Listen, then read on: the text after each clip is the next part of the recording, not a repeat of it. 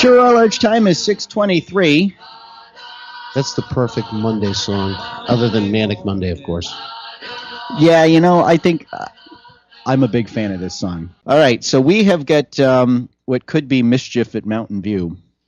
I went on Friday through the pouring wind and rain to the school district headquarters in Goffstown. And they did have, now Stacy Buckley, the superintendent, with whom I have corresponded on numerous occasions, said that she could not fax the bids to me because they were 85 pages and some of them were in binders and that would, quote, require extra work, end quote.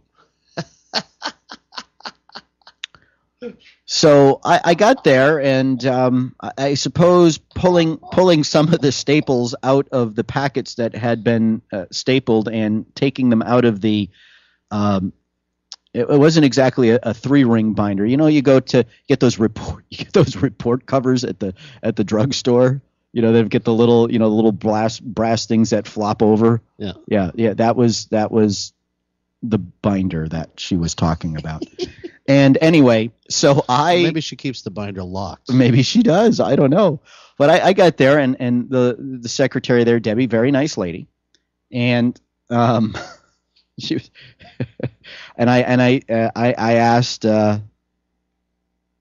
Wait, Julie in Manchester just sent me, rainy days and Mondays always get me down. The Carpenters. Oh, that's a great one too. There you go. So thanks for the suggestion, Julie. So I got there and I explained why I was there. It's to look at the bids, and she had them right on her desk. I said, "Oh, so you've been expecting me, have you?" And she said, "Well, they are available to the public." Like they weren't until we made it available to a right to know request. So I was sitting in the reception area of the superintendent's office. I did ask to meet with her, but she was in a meeting, and I left a message. I would sincerely like to sit down and have a little chat with Stacy Buckley and see if we can't do a little something to get on the same page with sharing information. She's likely to hurt you, though. Well, I don't know. I mean, she's likely to take you out, and I don't mean on a date. Oh, well.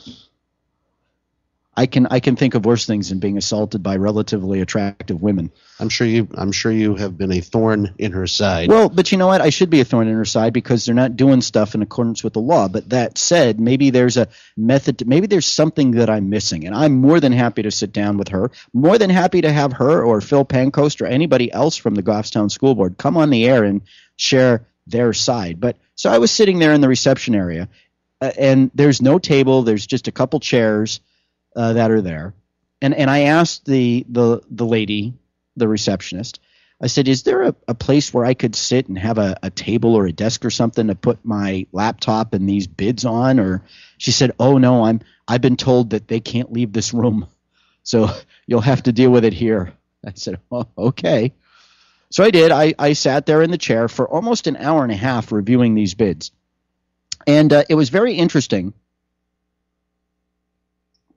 to see these bids and how they were structured. So let's get right to it. I have to tell you that in reviewing the bids, that I do believe the bid that was the most directly responsive to the RFP in terms of the personnel, their qualifications, the required experience, did they or did they not provide the requested information, was from SERESC, the company in Bedford that employs Diane McCarthy.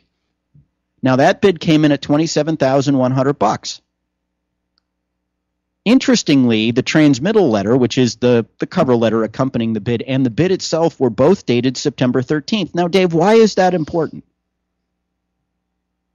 Yeah, I'm sure you're going to tell me. I am, because the deadline for submission was September 12th. So one of the questions... Right under the wire. No, right over the wire. Okay, so that's not a qualified bid. Well, one of the questions I have is, and I asked Debbie, the receptionist there, the administrative assistant, I said, do you happen to know whether or not this bid was disqualified because it came in a day late? And she said she didn't know. I said, well, I didn't expect you to, but I just thought I'd ask since there's nobody else that is here to answer the questions. So one of the questions that I have is, was this bid discarded because it came in a day late? It would seem awfully strange to me that a company like SERESC, whose bread and butter is doing these kinds of consulting contracts, who was an original bidder, who knew the specifications, would go through all of the trouble of developing a bid to submit it a day late. Now, why am I bringing that up? Because there has been some scuttlebutt that I am trying to track down that says West Ed, the company that bid, by the way, and West Ed, one of the things that people had to provide were resumes on all of the people who would be doing the work, the team, so to speak. Well, 2 of the 3 people on the team for West Ed didn't have the resume there because they had been submitted in a previous submission. They'd been given in a previous submission.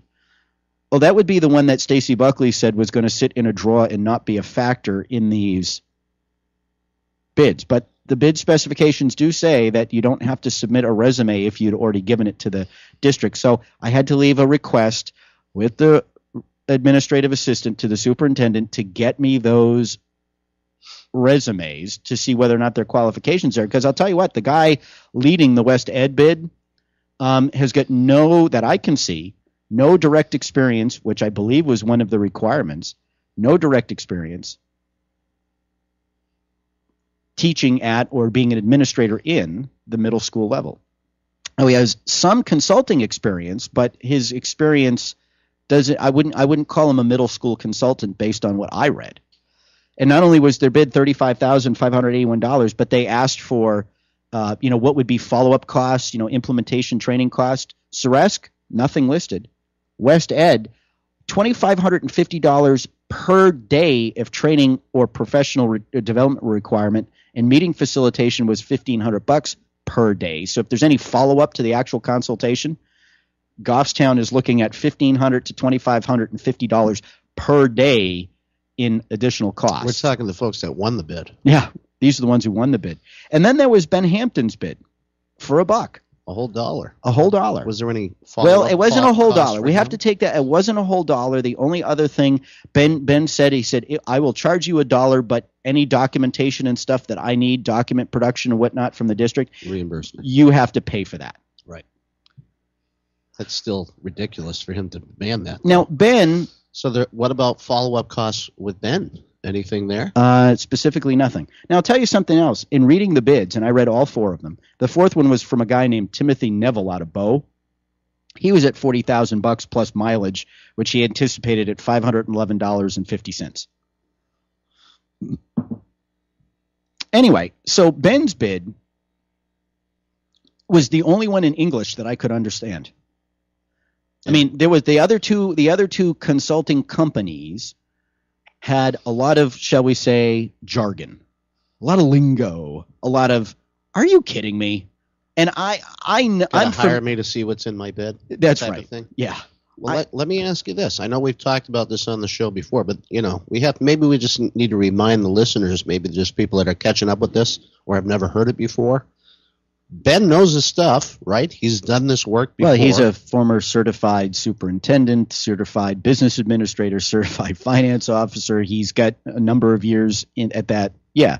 So by all measures, this is a qualified bid. Well, for the most part, it is. There's one person on their team that has 25 years of direct experience in middle school, in addition to the experience that he and the others that he brought to the table were. His experience is not so much in middle school so much as it is in the sort of broader district administration, him personally. One of the people on their team was an expert at using things like SurveyMonkey and other online tools to do assessment. So one of the areas where Ben's bid did fall short is he was unable to provide, West Ed did not provide a sample of a recently done study or a link to one done as required or requested in the bid, at least not that I could see. SERESC did. Ben did not, and I asked Ben about that. He said, well, I've not done one before, so I can't provide one. I said, okay, that makes sense. And Ben Hampton did something that was very different from the rest of the field.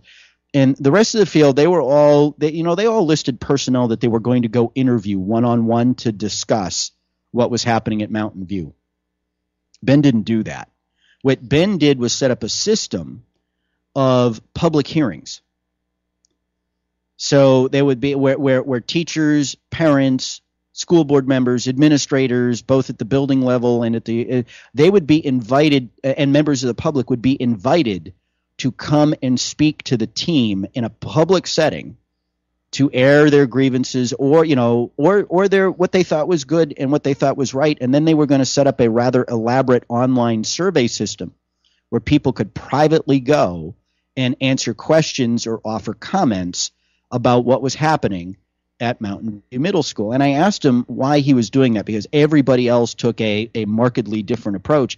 And he said, well, we were concerned that if we walk into the building and start interviewing teachers, people would know who we were talking to, and people might not be free with their information because they'd be afraid of being singled out. And I said, well, why not interview somewhere off-site? He said, well, I don't want to put words in his mouth, but I'll summarize it by this way. Call me a conspiracy theorist. Where are we going to meet that people are going to feel comfortable going to and not being seen?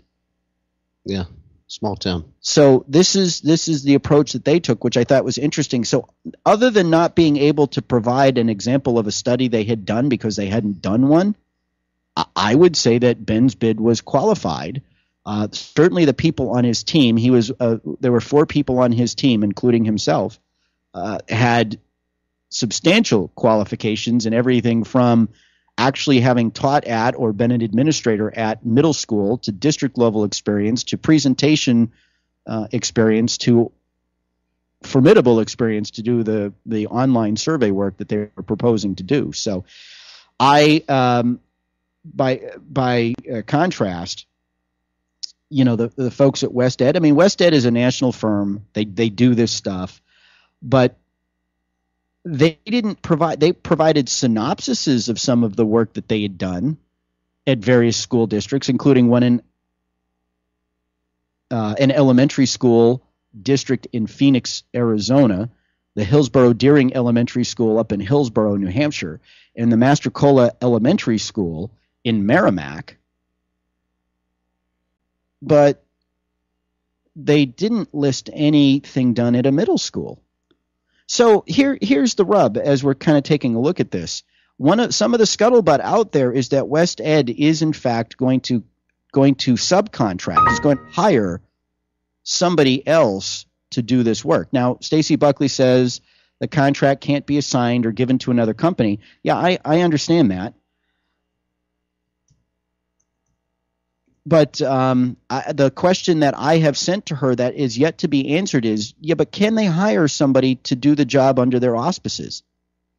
Could they hire Rich Girard? Could they hire consultants that work for SERESC? Who could they hire? Because the scuttlebutt out there is that potentially SERESC has been hired by West Ed to assist with this work. Now, I don't know that to be true.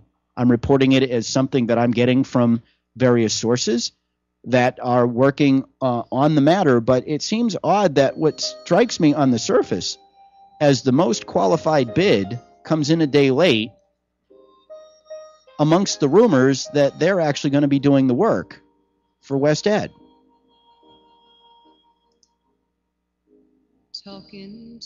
I hope I get an answer as to whether or not West Ed can actually or is required to do it with personnel they employ, mainly the 3 people that are listed in the bid, or whether or not some of it can be done through other contractors or companies that they contract with. Sounds like more paperwork.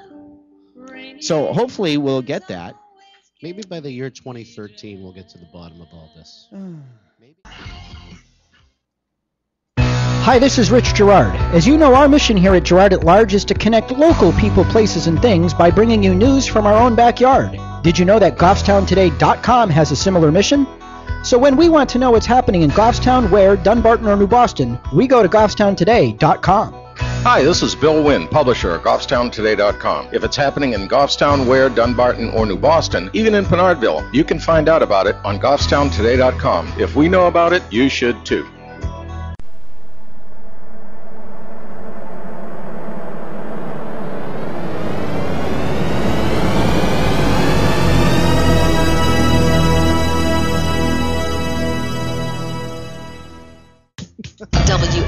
KMW 90.7 FM. It's uplifting and powerful, and it's a good message all around. New Hampshire Family Radio. It's just a good station to listen to.